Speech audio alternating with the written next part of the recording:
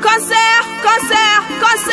by'abihanganye mu mudiho wa Kia Gospel Music aribo Bizos Kiagitse na Alan Kiss bamenyekanye ku ndirimbo nka